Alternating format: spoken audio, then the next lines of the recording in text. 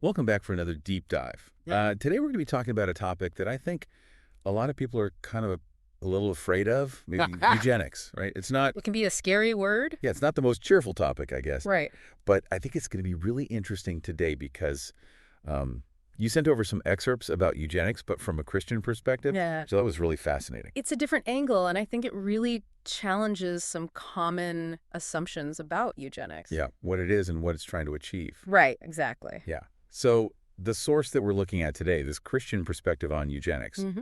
uh, it defines eugenics as controlling human development to improve future generations. Okay.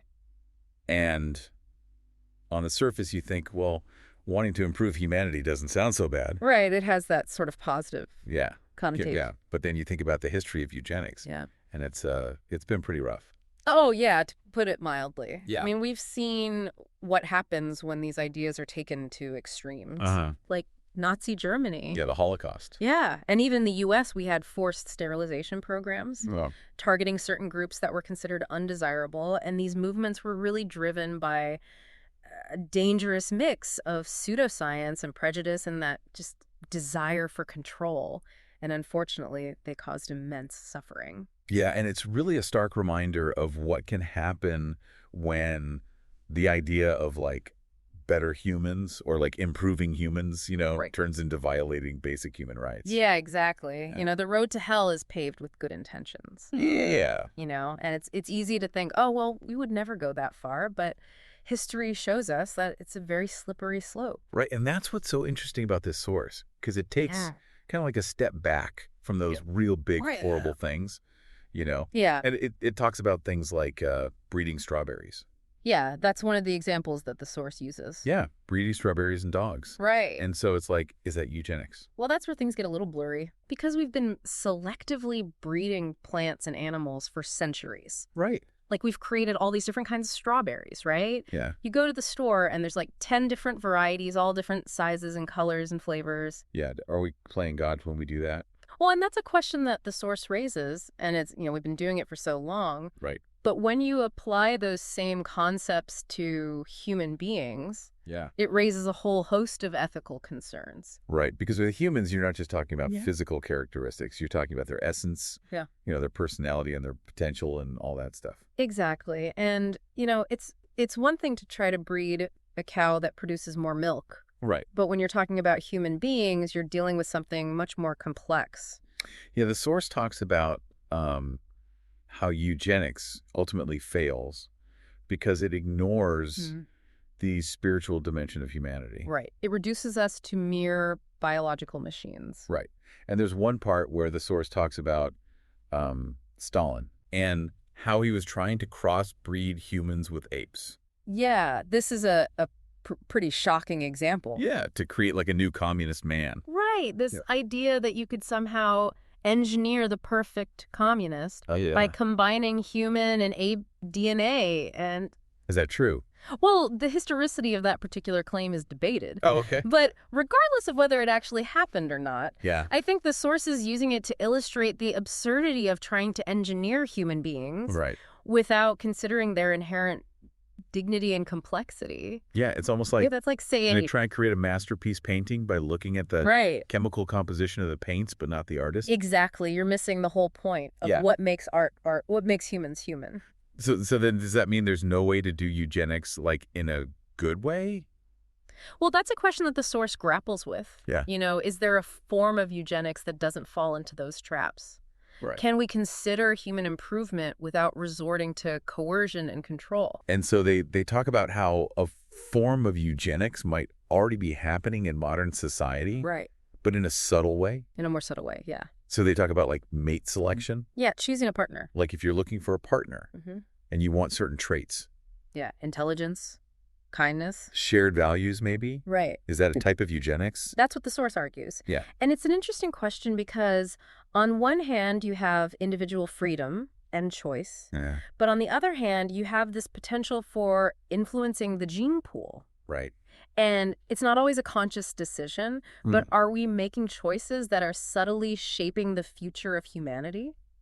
And then on top of that, the source says there's such a thing as Christian eugenics. Yeah, this is where things get really interesting. Yeah, I was like, well, what? It's definitely a thought-provoking concept. Yeah. And the source argues that it's not about manipulating genes in a lab, Okay. but rather about focusing on moral upbringing, Mm-hmm. choosing a spouse who shares your values. So building a strong foundation. Exactly, building a strong moral foundation for future generations. So is that really so different from what people do already?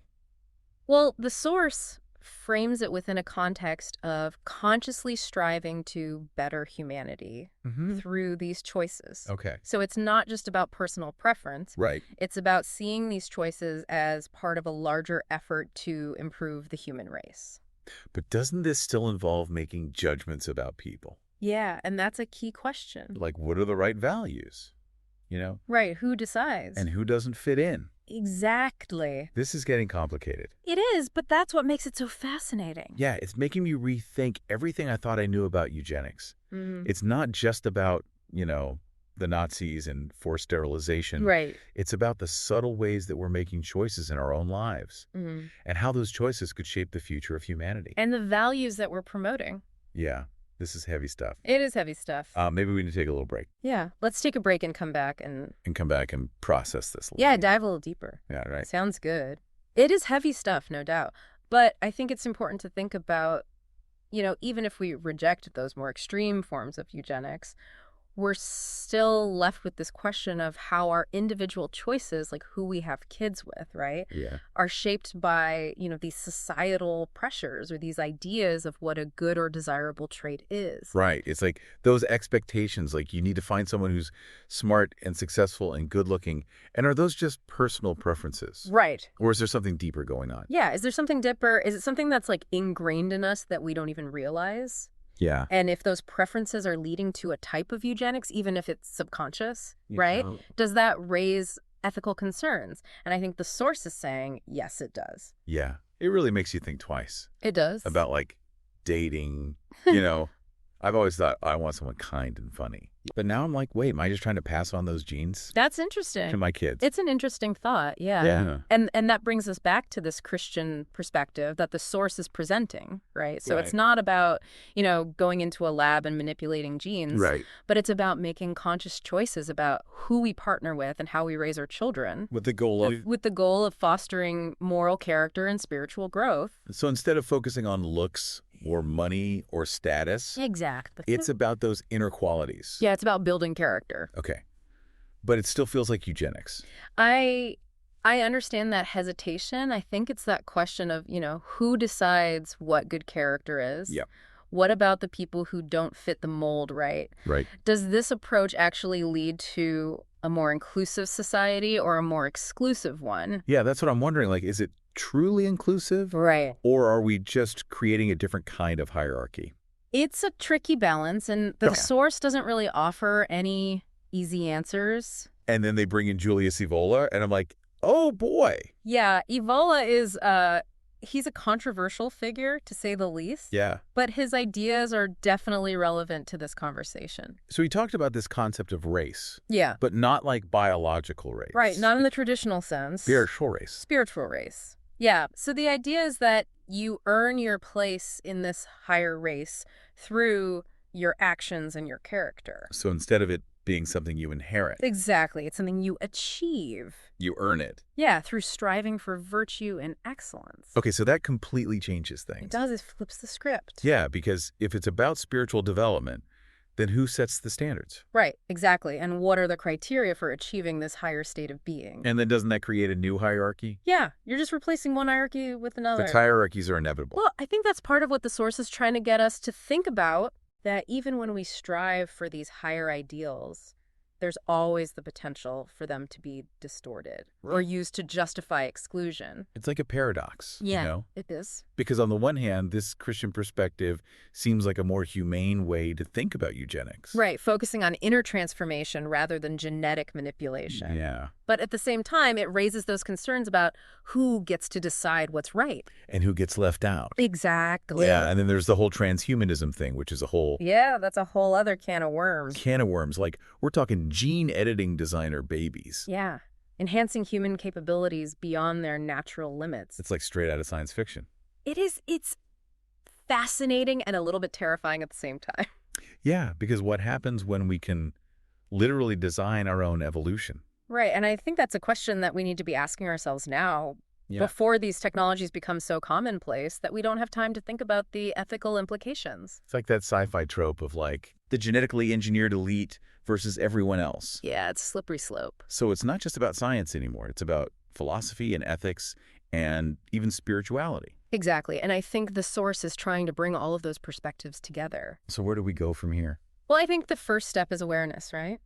We need to understand the history of eugenics. Yeah. We need to be aware of the potential benefits and risks of these new technologies. Yeah. And we need to be willing to have those difficult conversations about the ethical dilemmas. And how do we approach these questions in our everyday lives? I think it starts with being mindful of the messages we're receiving about what makes a desirable human being and being mindful of the choices that we're making. In our own lives. Yeah, from who we partner with to how we raise our children. It's a lot of responsibility. It's a huge responsibility. This has really made me think. Well, that's the goal, right? Yeah. To get people thinking about these issues. And I think what you said earlier about the road to hell is paved with good intentions.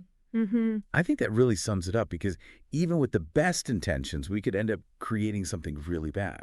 That's right. And that's why we need to be having these conversations. Yeah. We need to be challenging our assumptions. Yeah. And we need to be thinking critically about what it means to be human in this age of rapidly advancing technology. I feel like after all this talk about eugenics, it just boils down to, do we really want to play God with human nature? Yeah, I think that's the fundamental tension, right? Like we want to improve ourselves and make things better. Yeah. But how far is too far?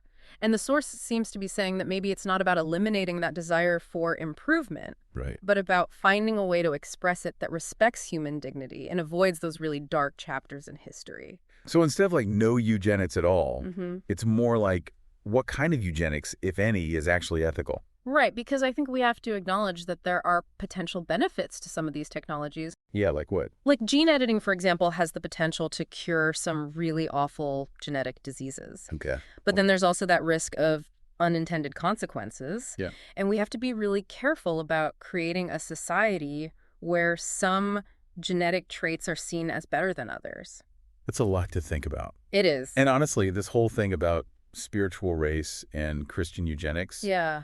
I'm still wrapping my head around it. It's definitely pushing us to think outside the box. It is. And I think that's a good thing, right? We don't want to just condemn or endorse eugenics blindly. Right. We need to have these conversations and explore these complex issues. So where do we go from here? Like, how do we deal with all this?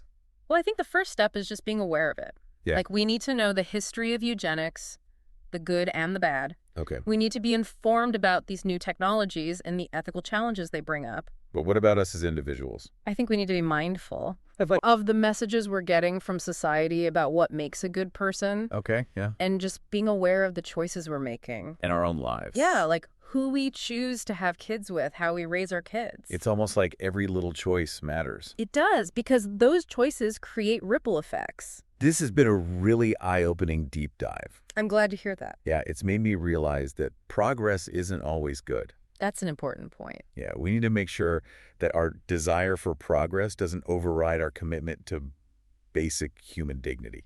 Absolutely well said. Well, this has been a fascinating conversation. Yeah, it has. Lots to think about. There's a lot to ponder. Definitely.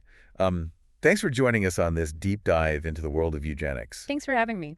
And until next time, keep questioning, keep learning, and keep diving deep.